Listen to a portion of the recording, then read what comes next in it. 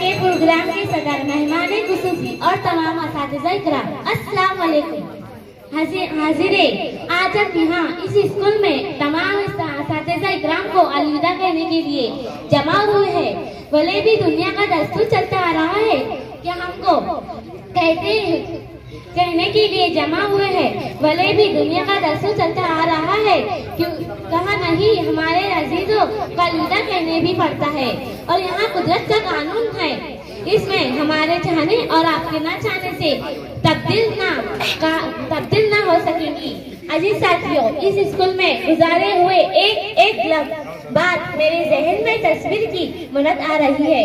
जो बच चले तो कहीं रुक के भूल जाओ उन्हें, जो बच चले तो कहीं रुक के भूल जाओ उन्हें, हज़ाफ़े जह से रफ़क़ात के चंद लम्हे हैं। आप तमाम लोग ये समझ चुके होंगे कि दुनिया में इल्म की अहमियत एक तालिब इल्म की जिंदगी का कहाँ होती है। मैं भी इस स्कूल की तालिब इल्म हूँ। आज मुझे याद है वो दिन जब मैंने इस स्कूल में दाखिला लिया था। यकीनन हम यहाँ बहुत खूबसूरत माहौल दिया गया, बल्कि दरअसल तो ये है कि हमारी रूह को ग़िज़ा और तस्कीन यही से हुई। हमने दुनिया में रहने और ज़मीन पर चलने की आदत यहीं से सीखा।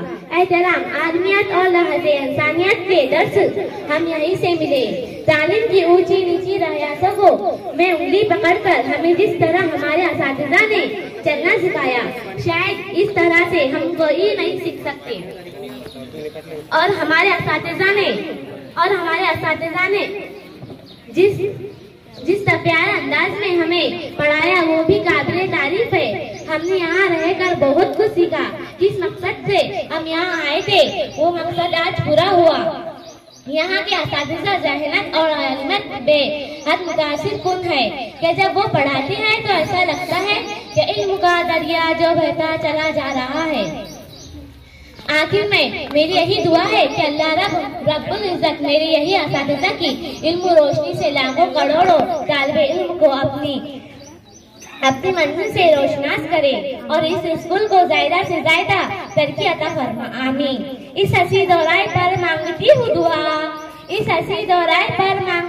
दुआ, हर इम्तिहान में हम कामयाब हो जाए। जो चंद कलियां लगाई हमने गुलशन